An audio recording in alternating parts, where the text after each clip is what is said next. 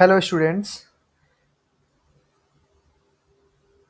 मेरा नाम राघवेंद्र यादव है और मैंने एक सीरीज़ शुरू की है यूके पीएससी के लिए।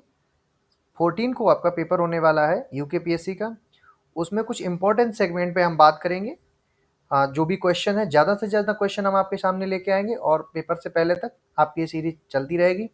तो आइए हम डिस्कस कर लेते हैं क्वेश्चंस पे कि कौन कौन से क्वेश्चन, क्योंकि टाइम है नहीं इतना जितना, क्योंकि टाइम बहुत कम रह गया एग्जाम के लिए, तो हम सीधा सीधा क्वेश्चन पे डिस्कस कर लेते हैं। ठीक है, चलिए। तो हम पहले फर्स्ट क्वेश्चन पे आते हैं।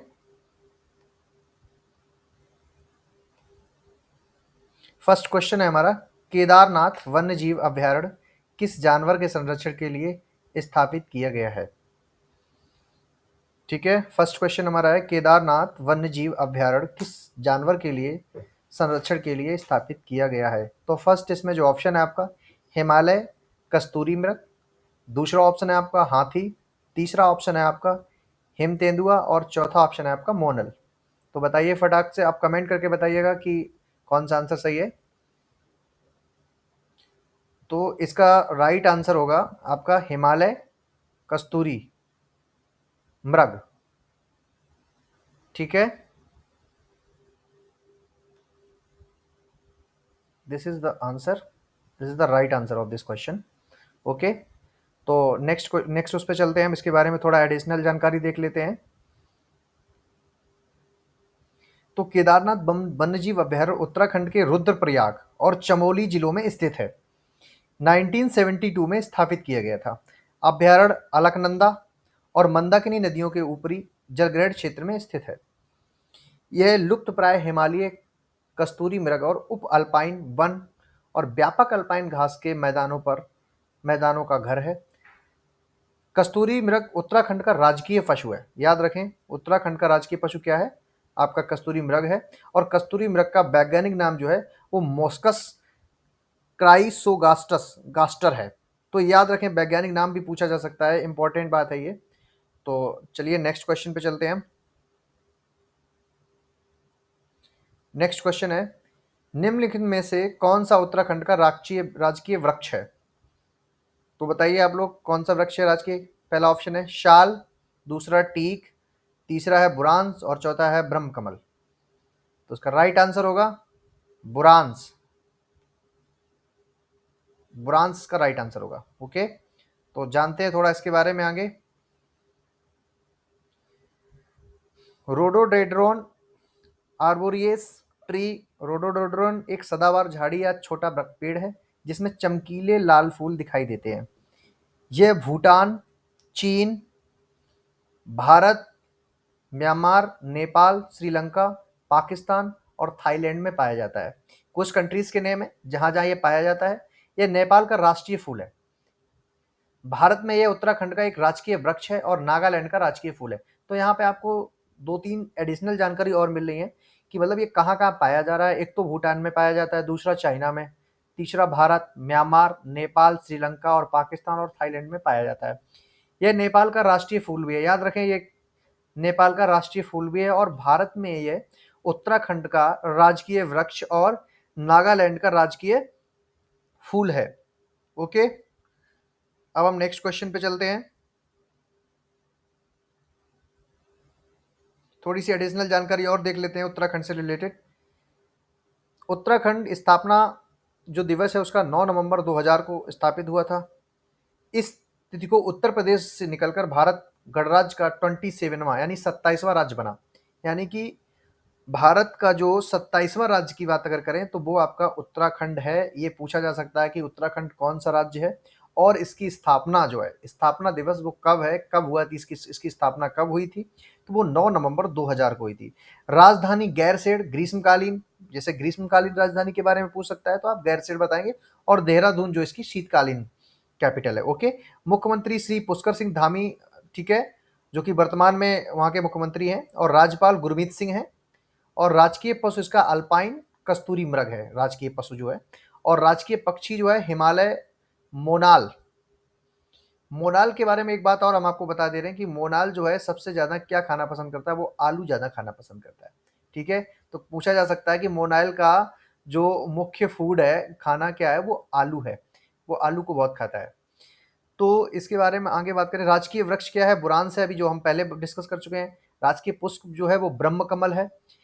हिंदी, गढ़वाली, जौनसारी और कुमाऊनी। हिंदी, गढ़वाली, जौनसारी और कुमाऊनी उत्तराखंड की प्रमुख भाषाएं हैं।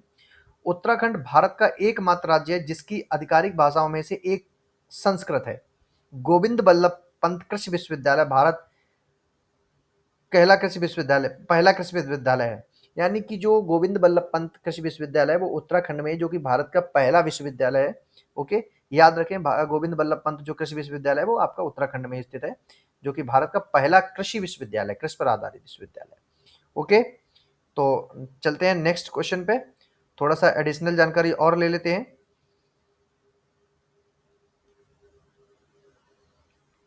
भारत का पहला इंजीनियरिंग कॉलेज रुड़की में स्थापित किया गया था। Central winding research institute Roorkee में स्थित है।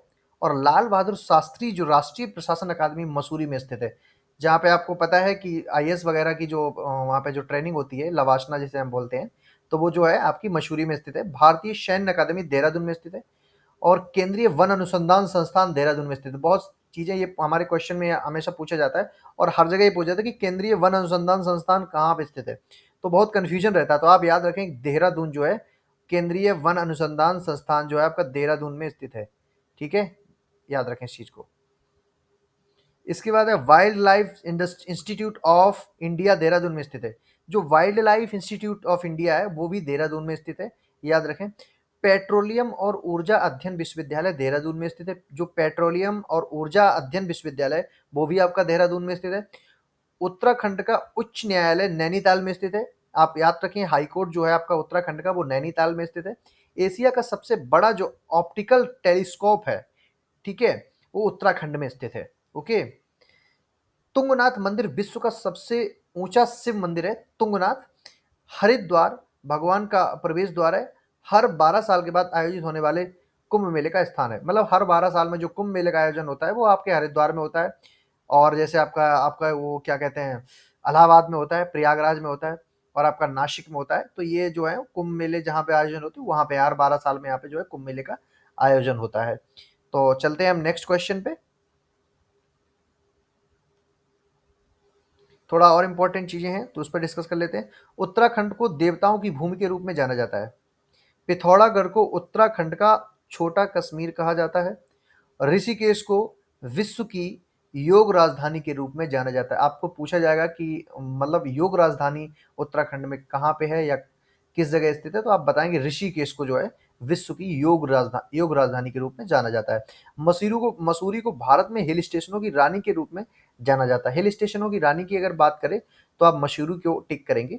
नैनीताल को भारत के झील जिले के रूप में जाना जाता है, क्योंकि नैनीताल नैनी झील है वहाँ पे, इसलिए नैनीताल जो डिस्ट्रिक्ट है वहाँ का, तो वहाँ पे बहुत सारी झील्स हैं, इसलिए नैनीताल को भारत के झील के जिले के रूप में जाना जाता है। वहाँ पे नैनी झील बहुत फेमस है, नैनीताल में नैनीताल झील।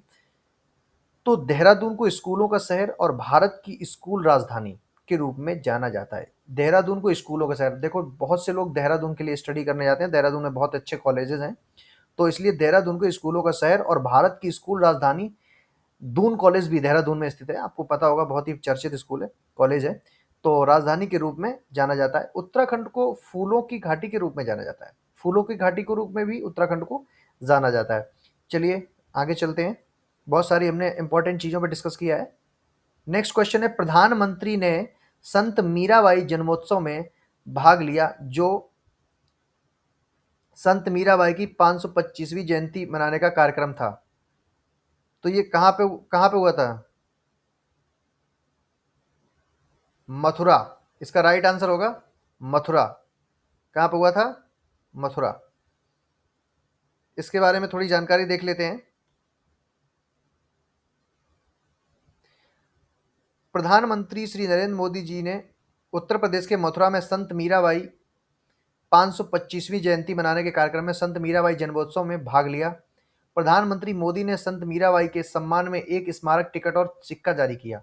याद रखें, एक स्मारक टिकट और एक सिक्का जारी किया। उन्होंने एक प्रदर्शनी का भी अवलोकन किया और एक सांस्कृतिक कार्यक्रम देखा। यह अवसर संत मीराबाई की स्मृति में साल भर चलने वाले कार्यक्रमों की शुरुआत का प्रतीक है। ओके, तो चलते हैं नेक्स्ट क्वेश्चन पे। थोड़ी एडिशनल जानकारी। संत मीराबाई, जिन्हें मीरा के नाम से जाना जाता है, 16वीं सदी की हिंदू रहस्यवादी कवित्री और कृष्ण की भक्त थी। बहुत ही चर्चित कैरेक्टर है मीराबाई, सब लोग जानते होंगे। तो ये 16वीं सदी की हिंदू रहस्यवादी कवित्री और कृष्ण की भक्ति थी। वह विशेष रूप से उत्तर भारतीय हिंदू परंपरा में एक प्रसिद्ध भक्त संत है। भक्ति आंदोलन में सबसे महत्वपूर्ण शख्सियतों में से एक माना जाता है। एक भक्ति आंदोलन जिसने एक चुने हुए देवता के प्रति व्यक्तिगत प्रेम और भक्ति पर जोर दिया है। मतलब बहुत ही श्री कृष्ण के प्रेम में उन्होंने बहुत ही मतलब पागलपन दिखाया और बहुत ही स्नेह दिखाया है जो भगवान से। उनकी कविताएं अपनी सादगी, भावनात्मक गहराई और कृष्ण के प्रति भावुक भक्ति के लिए जानी जाती हैं। इन्हें पूरे भारत में लाखों लोगों द्वारा गाया गया और सुनाया जाता है और इन्हें भारतीय संस्कृति विरासत का एक महत्वपूर्ण हिस्सा माना जाता है। ओके, चलते हैं, थोड़ा और आगे बढ़ते हैं। निवेश मित्र मोबाइल एप्लीकेशन भारत के निम्नलिखित में से किस राज्य की एक पहल है? इसके ऑप्शन है गुजरात, उत्तर प्रदेश, असम, तेलंगाना। तो इसका राइट आंसर होगा गुजरात। थोड़ा एक्सप्लेनेशन पे चलते हैं। उत्तर प्रदेश में व्यापार करने का रास्ता आसान बनाने के लिए निवेश मित्र एक उद्यमी अनुकूल अनुप्रयोग है। उत्तर प्रदेश की सरकार ने उत्तर प्रदेश में उद्यम स्थापित करने के इच्छुक उद्यमियों के लिए एक वेब आधारित ऑनलाइन सुविधा निवेश मित्र शुरू की है। उद्योग संवर्धन के लिए एक सरकारी एजेंसी उद्योग बंधु इस परियोजना के कार्यान्वयन के लिए एक नोडल एजेंसी के रूप में कार्य कर रही है। निवेश मित्र उद्यमियों को सुविधा और न्यूनतम दौड़ भाग के साथ संबंधित विभाग से ऑनलाइन पूर्वानुमतियां एनओसी प्राप्त करने में सक्षम बनाता है। निवेश मित्र एक सहज इंटरफेस के रूप में कार्य करता है जिसका उद्देश्य विभिन्न स्वीकृतियों के तेजी से और समयाबद्ध जारी करने की सुविधा प्रदान करता है। निवेश मित्र बहुत से राज्यों में लागू है। आगे चलते हैं। स्वर्गीय लता मंगेशकर को किस वर्ष भारत के सर्वोच्च नागरिक सम्मान भारत रत्न से सम्मानित किया गया था? बहुत ही इंपॉर्टेंट क्वेश्चन है ये। और बताइए कब किया गया था? तो इसमें ऑप्शन है 2001, 1998, 2009 और 1996। तो इसका राइट आंसर होगा 2001। ओके, तो चलते हैं लता मंगेशकर के बारे में और बहुत कुछ जानते हैं क्योंकि बहुत ही बड़ी शख्सियत रही है भारत में और बल्कि इनको पूरे विश्व में जाना जाता है गायिका के रूप में। बहुत ही इनका जो स्वर है, स्वर की कोकिला भी इन्हें बोलते हैं। तो इनके बारे में और भी जानकारियां थोड़ा इकट्ठा करते हैं ताकि इंपॉर्टेंट सेगमेंट है, इसमें क्वेश्चन आने की संभावना पूरी है। तो प्रसिद्ध गायिका लता मंगेशकर का 6 फरवरी 2022 को निधन हो गया। अभी 2022 में ये एक्सपायर हो गई थी। उन्होंने 1000 से अधिक हिंदी फिल्मों में गाने गाए और छत्तीसगढ़ से अधिक भारतीय भाषाओं 36 से अधिक भारतीय भाषाओं में गाया है। मतलब 36 से अधिक भारतीय भाषा इंडियन लैंग्वेज में उन्होंने गायन कार्य किया है। उपनाम द नाइटिंगेल ऑफ बॉलीवुड, उनका उपनाम जो है Nightingale, the Nightingale of Bollywood. गायक को 2001 में भारत के सर्वोच्च नागरिक सम्मान भारत रत्न से सम्मानित किया गया था।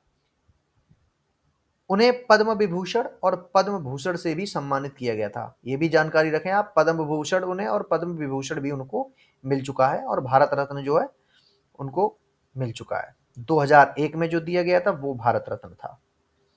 इसके बाद हम आगे डिस्कस कर लेते हैं थोड़ा। हाल ही में श्रद्धांजलि प्रसिद्ध धार्मिक वक्ता और पद्मश्री पुरस्कार से सम्मानित इब्राहिम सुतार, जिन्होंने कन्नड़ कबीर की पहचान अर्जित की थी, का फरवरी 2022 में निधन हो गया था। तो ये भी एक जाने मानी शख्सियत है, इनके बारे में भी जान ले, ये भी एक्सपायर हो चुके हैं। थोड़ा सा आगे चलते हैं।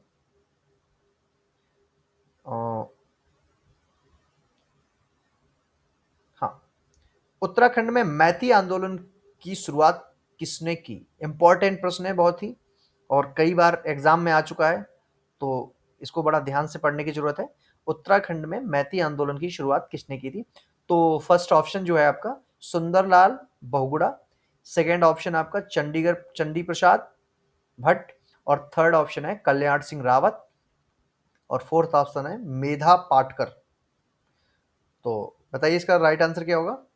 तो इसका राइट आंसर जो होगा वो Kalyan Singh Rawat, Kalyan Singh Rawat, right answer of this question. Okay, तो हम थोड़ा सा जान लेते हैं इसके बारे में कि मैती आंदोलन के बारे में। तो मैती आंदोलन नामक एक महत्वपूर्ण पर्यावरण आंदोलन, ये एक मतलब इन्वायरमेंटल जो है रेवोल्यूशन था या आंदोलन था, उत्तराखंड राज्य में शुरू किया गया था। मैती आंदोलन का श्रेय इसके संस्थापक पिता श्री कल्याण सिंह रावत को जाता है।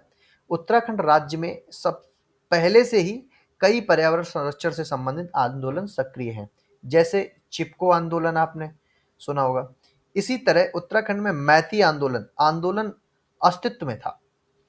यह एक सामाजिक प्रथा के रूप में आज पूरे गढ़वाल में प्रसिद्ध है, जिसमें व्यापक आबादी बढ़ चढ़कर हिस्सा लेती है। देखो उत्तराखंड में दो आपके मंडल हैं, एक कुमाऊं है, एक गढ़वाल है। तो उसमें जो कुमाऊं मंडल है उसमें आपके 6 डिस्ट्रिक्ट्स आते हैं और जो आपका गढ़वाल मंडल है उसमें आपके जो है 7 डिस्ट्रिक्ट्स आते हैं। तो गढ़वाल मंडल बड़ा मंडल है और कुमाऊं मंडल जो है वो छोटा मंडल है, उसमें डिस्ट्रिक्ट्स नंबर ऑफ डिस्ट्रिक्ट्स कम है। तो आपको अब मुझे आप कमेंट करके ये बताओगे कि गढ़वाल मंडल में कौन-कौन से डिस्ट्रिक्ट्स हैं और कुमाऊं मंडल में कौन-कौन से डिस्ट्रिक्ट्स हैं। ओके, तो ठीक है, अब यहीं पे हम अपना वीडियो समाप्त करते हैं और नेक्स्ट डे मिलेंगे हम आपको फिर कुछ नए चीज़ों के साथ। Thank you for watching.